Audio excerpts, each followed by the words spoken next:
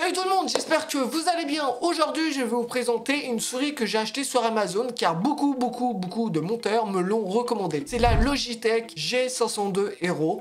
Alors qu'avons-nous dans cette boîte? En premier, nous avons tout simplement la souris. Ce qui est cool, c'est qu'elle a un câble hyper long. Donc, ce qui est pratique pour moi qui a un bureau assis debout.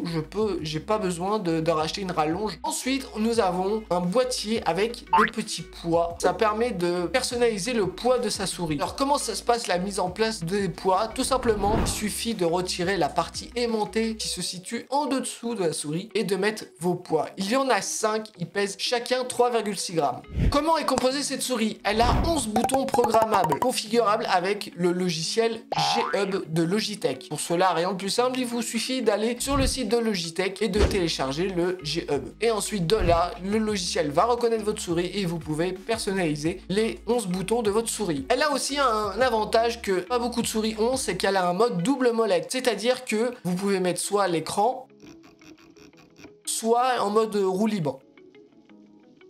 Perso, moi j'aime bien le mettre en mode roue libre quand je dois descendre extrêmement vite. Elle a aussi un système d'éclairage RGB que vous pouvez aussi personnaliser via au logiciel G-Hub de Logitech. Elle a une mémoire intégrée, ce qui veut dire que vous pouvez enregistrer jusqu'à 5 profils différents. Exemple que ce soit pour vos jeux, pour vos logiciels ou votre bureautique. Le point fort de la Logitech G502 Hero est son capteur optique. Il s'agit d'un capteur de pointe qui offre une précision extrêmement élevée, avec une sensibilité réglable jusqu'à 25 000 dpi. Le niveau est aussi personnalisable dans le G-Hub. Les matériaux utilisés pour cette souris sont robustes et de bonne qualité. La souris peut supporter jusqu'à 50 millions de clics. Croyez-moi, il faut en faire du clic avant qu'elle s'use. Les patins aussi sont conçus pour un glissement fluide et sans résistance sur la majorité des surfaces.